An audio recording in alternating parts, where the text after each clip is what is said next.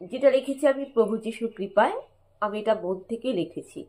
তো আমি যেটা লিখেছি, যেটা ফেসবুকের গ্রুপে আর মোবাইলে দেখবে, আজকাল দেখবেন একটা নোট থাকে, নোটবুক থাকে।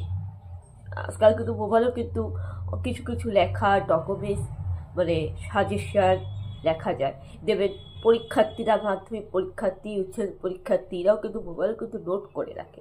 তো আমি এই বিষয়ে, এই মহিলা সংরক্ষণ, লেডিস সিট আর নারী পুরুষের সমান অধিকার বিষয়ে আমি গতকাল একটি লেখা লিখেছিলাম। তো সেই লেখাটাই আমি আপনাদেরকে পড়ে শোনাবো। এবং এই লেখাটা হচ্ছে আমার বলা, মানে আমার ঠিক করা। এই লেখাটা আমি নিজের মন থেকে লিখেছি, বুদ্ধি দিয়ে। এবং এই লেখার মধ্যেই এই লেখাটা আমি পড়ে আপনাদেরকে আমি এটাই বলতে চাচ্ছি, যেটা আমি এখন আপনাদের সামনে আলোচনা করব। আমি সেটাই বলতে চাচ্ছি এই লেখাটি পড়ে। কারণ আমি যেটা বলি সেটাই লিখি, আর যেটা লিখি সেটাই আমি বলি, আর যেটা লিখি সেটাই মন থেকে লিখি, আর যেটা বলি সেটা মন থেকে বলি, আর সেটাই আমি লিখি। তো আমি আমার সেই লেখাটা আমি পড়ে শোনাবো, এবং এটাই আমি আপনাদেরকে বোঝাতে চাচ্ছি, এই বিষয়ে আমি আলোচনা করতে যাচ্ছি।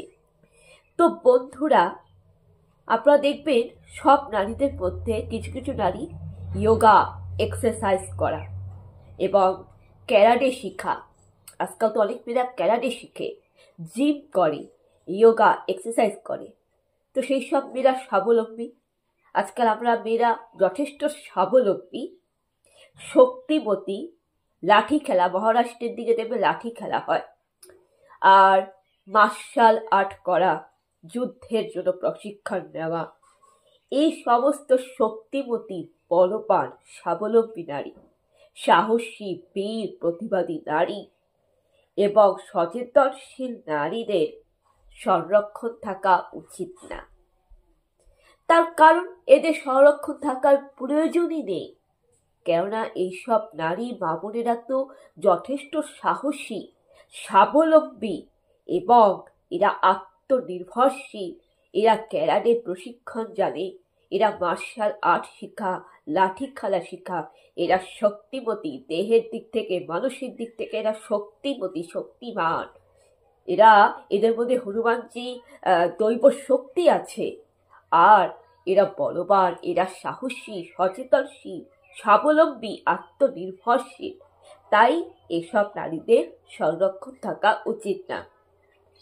সেই সব নারীদের সংরক্ষণ থাকবে কাদের?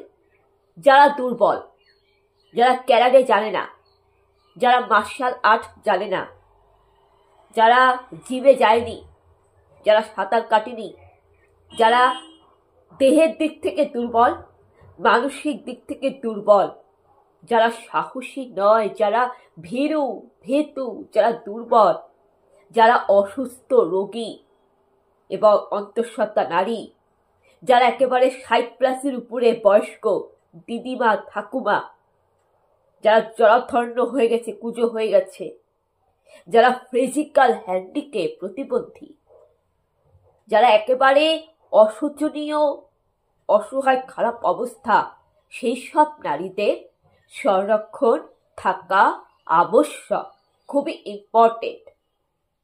তাদের জন্য সংরক্ষণ থাকা উচিত যারা মার্শাল আর্ট জানে না, যারা ক্যারাটে জানে না, যারা যোগা, এক্সারসাইজ, জিম করেনি, জানে না, যারা অসুস্থ রোগী, যারা অন্তঃসত্ত্বা, গর্ভবতী নারী, যাদের অপারেশন হয়েছে, কারোর অ্যাক্সিডেন্টে হাত পা ভেঙেছে, যারা ফিজিক্যালি, মানসিক দিক থেকে হ্যান্ডিক্যাপ, প্রতিবন্ধী, যারা অসুস্থ নারী, যারা দুর্বল, যারা সব দিক থেকে দুর্বল, যারা স্বাবলম্বী নয়, যারা আত্মনির্ভরশীল নয়, স্বাবলম্বী নয়, যারা ভীতু, বিরু, যারা মানসিক মেন্টালি একটা রোগ আছে, যারা একেবারে অসুস্থ রোগী, যারা বয়স্ক 60+ উপরে, যারা দিদিমা, ঠাকুমা, যাদের অবস্থা খুবই দুর্বল, যাদের শরীরটা ভালো নয়, যারা স্বাভাবিক নয়, যারা সুস্থ স্বাভাবিক নয়, যাদের দেহে মনে কোনো শক্তি নেই, বল নেই, যারা একেবারেই দুর্বল, তাদের সংরক্ষণ থাকা উচিত। কেননা এখানে যাদের স্বাবলম্বী, যারা সাহসী, যারা স্বাবলম্বী, যারা আত্মনির্ভরশীল, যারা একাই 100, বলে না নারী একাই 100, এরকম টাইপের যারা একাই 100, যারা খুব বীর যোদ্ধা, যারা সচেতনশীল, যারা সাহসী স্বাবলম্বী, যারা আমি নারী, আমি সব পারি, আমি সব জানি, সেই সব নারী, যারা বুদ্ধিমতী, যারা সচেতনশীল, যারা স্বাবলম্বী এবং যারা দেহের দিক থেকে বলবান, যোদ্ধা, বীর, শারীরিক দিক থেকে যারা শক্তি যাদের আছে, যাদের মধ্যে এনার্জি আছে, পাওয়ারফুল, যারা স্বাবলম্বী, যারা সুস্থ স্বাভাবিক, তাদের সংরক্ষণ থাকা উচিত নয়। সংরক্ষণ কাদের থাকবে? যাদের দেহের কোনো ক্ষমতা নেই, যাদের পাওয়ার নেই, যাদের এনার্জি নেই, যারা সুস্থ না, যারা অসুস্থ, অস্বাভাবিক, যাদের ফিজিক্যালি সমস্যা আছে, শারীরিক সমস্যা আছে, মেন্টালি সমস্যা আছে, যারা অসুস্থ রোগী, যারা দুর্বল ভীতু, যারা বয়স্ক দাদুমা ঠাকুমা, যারা রোগী, যাদের অ্যাক্সিডেন্ট হয়েছে, তাদের সংরক্ষণ থাকা উচিত। আর 10 দিনের শিশু থেকে শুরু করে 2 বছরের শিশুকে কোলে নিয়ে থাকা মা বোনদেরও সংরক্ষণ থাকা উচিত। শিশুদের সংরক্ষণ থাকা উচিত 10 দিনের শিশু থেকে শুরু করে 15 বছর বয়সী শিশুদের সংরক্ষণ থাকা উচিত। বিশেষ করে নবজাতক শিশু কন্যাদের, 4-5 বছর বয়সী শিশু কন্যাদের সংরক্ষণ থাকা উচিত। আর বাচ্চাকে, একদম সদ্য শিশুকে, বাচ্চাকে কোলে নিয়ে থাকা মায়ের সংরক্ষণ থাকা উচিত। বাকি নারীদের সংরক্ষণ থাকা উচিত না।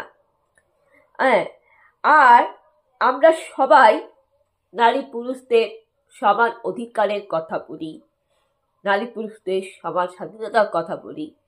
তোমাদের ভারতীয় সংবিধানে 19 থেকে 21 নম্বর ধারায় রাইট টু ইকুয়ালিটির কথা বলা হয়েছে। আর্টিকেল 19 থেকে 21 নম্বর ধারায় রাইট টু ইকুয়ালিটি, সাম্যের অধিকারের কথা বলা হয়েছে, যেখানে বলা আছে নারী পুরুষ জাতি গোত্র ধর্ম বর্ণ, নারী পুরুষ নির্বিশেষে সমান অধিকার।